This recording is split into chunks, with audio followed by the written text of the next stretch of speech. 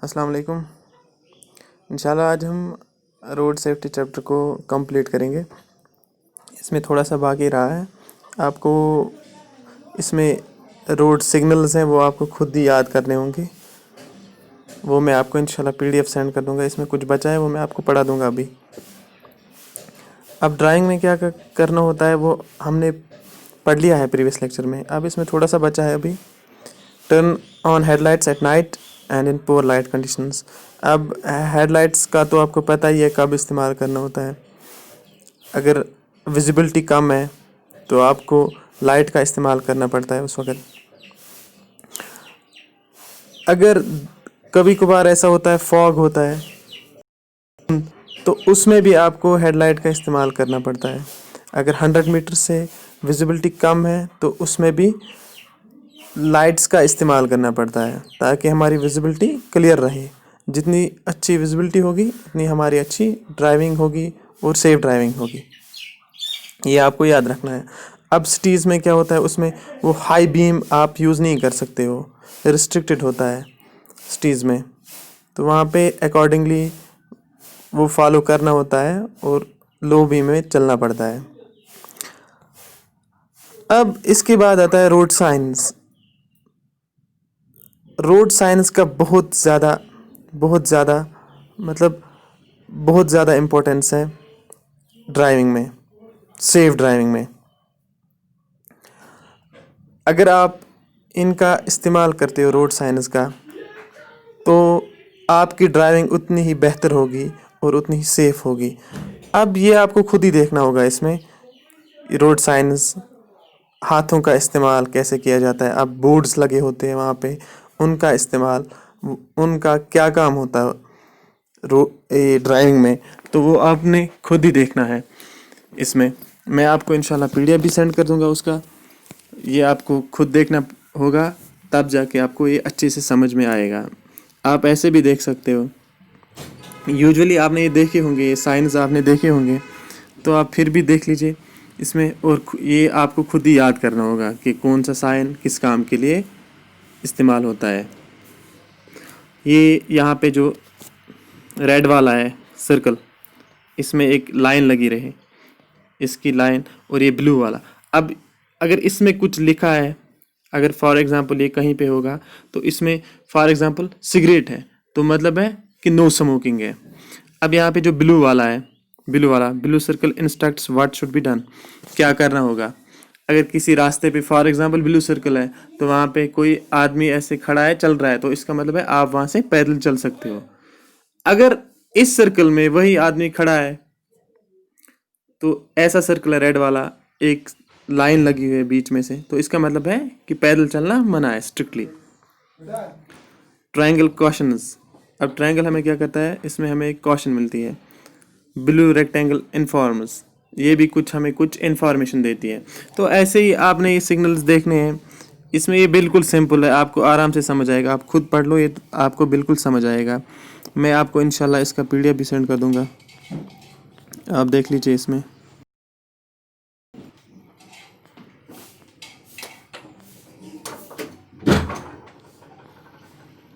इंशाल्लाह आपको इसमें सारे सिंबल साइंस नज़र आएंगे और आपने फिर खुद देखना है और पढ़ना है।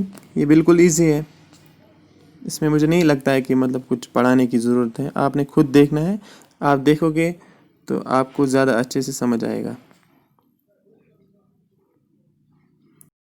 साइंस ये देखने हैं आपने। स्पीड लिमिट्स, मतलब कहीं ऐसा होता है स्पीड लिमिट में ये 50 लगा होता है, तो इसका मतलब है कहीं रोड पे 50 है तो 50 आपकी मैक्सिमम स्पीड, उससे आप ऊपर नहीं जा सकते हो। विड्थ है, विड्थ लिमिट, मतलब रोड की विड्थ कितनी होगी, चौड़ाई कितनी होगी, ये आपको पहले ही पता चलेगा। अगर आपकी गाड़ी मतलब उसी के हिसाब से अगर गाड़ी बड़ी है तो उसमें दिक्कत आएगी।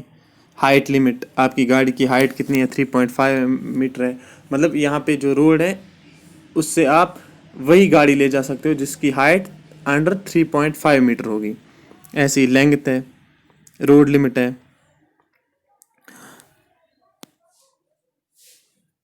एक्सल लोड लिमिट, कितना लोड ले सकता है।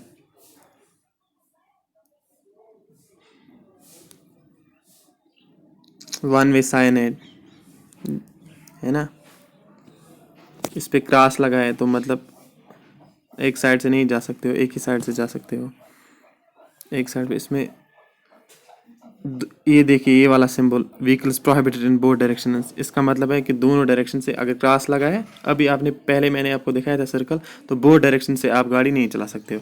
हॉर्न प्रोहिबिटेड है, हॉर्न नहीं बजा सकते हो। साइकिल प्रोहिबिटेड है, ये जो मैंने पहले आपको सिंबल बताया था, ये सर्कल, रेड सर्कल जिसके बीच में लाइन है ना, ऐसे ही, तो इसका मतलब है कि पैदल चलने वाला भी नहीं चल सकता है। राइट लेफ्ट लेना यहाँ पे प्रोहिबिटेड है, ये देख लीजिए, ये देख लीजिए, U turn prohibited, cycle, all motor vehicles prohibited, सब प्रोहिबिटेड है इसमें। मतलब जो भी ये सर्कल है इसमें सारा कुछ प्रोहिबिटेड है। ये आप देख लीजिए, stop sign, give way sign, रास्ता छोड़ना, ये आप देख लेना। मैं इंशाल्लाह PDF भी सेंड कर दूंगा आपको, ये आप अच्छे से देख लेना, खुद पढ़ लेना। ड्राइविंग रूल्स एंड रजिस्ट्रेशन, अब देख लीजिए, अब अगर आप गाड़ी इस्तेमाल करते हो तो गाड़ी में जाहिर सी बात है कि आपने डॉक्यूमेंट्स उसके बनाने हैं, और वो भी क्या, सरकारी डॉक्यूमेंट्स होता है। पहले आपको गाड़ी, जहाँ से आप गाड़ी ख़रीदते हो वहाँ से आपको एक सेल लेटर मिलेगी जहाँ से आप परचेज़ करते हो, तो फिर उसके बाद आपको प्रोसेस करना है, तो आपको क्या, गाड़ी के वैलिड डॉक्यूमेंट्स आप उससे फिर बना सकते हो। अब इसमें ड्राइविंग रूल्स हैं, ये आपने याद करने हैं। ड्राइविंग विदाउट यूनिफॉर्म, तो किस पैनल सेक्शन के तहत, कंफर्टेबल, नॉन कंफर्टेबल चालान होता है, कोर्ट के लिए होगा या वहीं पे आपका चालान होता है, ये आपने देखना है। मतलब ये ऑफेंस है, आपने कौन सा जुर्म किया है चलाते वक्त। यूनिफॉर्म के बगैर हो, अगर आप ये पैसेंजर गाड़ी चलाते हो, या सीट बेल्ट के बगैर, या आपने खुद कौन सा पैनल किस कानून के तहत, ये आप देख लीजिए।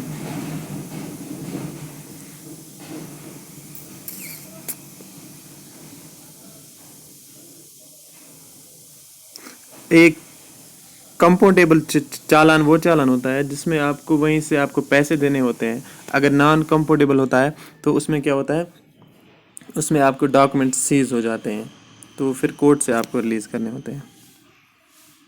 अब रजिस्ट्रेशन, अगर गाड़ी आप परचेज़ करते हो, पहले आपको सेल लेटर मिलती है कंपनी से, फिर आपको रजिस्ट्रेशन करनी होती है। उसके लिए एक अथॉरिटी बनी है, यानी कि यहाँ पे ये RTO होता है, रोड ट्रांसपोर्ट ऑफिस, वहाँ से आपको क्या, फिर गाड़ी के डॉक्यूमेंट्स बनाने हैं RTO ऑफिस से। पहले आपको एक टेम्परेरी एक नंबर मिलता है 1 महीने के लिए, आप उससे वो नंबर लेके आप इस्तेमाल कर सकते हो। उसके बाद आपको परमानेंट फिर रजिस्ट्रेशन करनी होती है, एक फॉर्म भरना होता है उसमें। अगर आपकी टेम्परेरी रजिस्ट्रेशन है तो पहले आपको फॉर्म 20 भरना होगा उसमें। ये आपको उस रूल्स जो अभी यहाँ पे देख रहे थे ना, उसके तहत आप मतलब देख सकते हो, इसमें पूरा है, इसमें पूरा मेंशन किया हुआ है। परमानेंट रजिस्ट्रेशन के लिए आपको क्या, फॉर्म 20 भरना होगा गाड़ी के परचेज होने के बाद। फिर आपको सारा कुछ उसमें बनाना होगा, इंश्योरेंस तब जाके आपको क्या, उसकी परमानेंट रजिस्ट्रेशन होगी।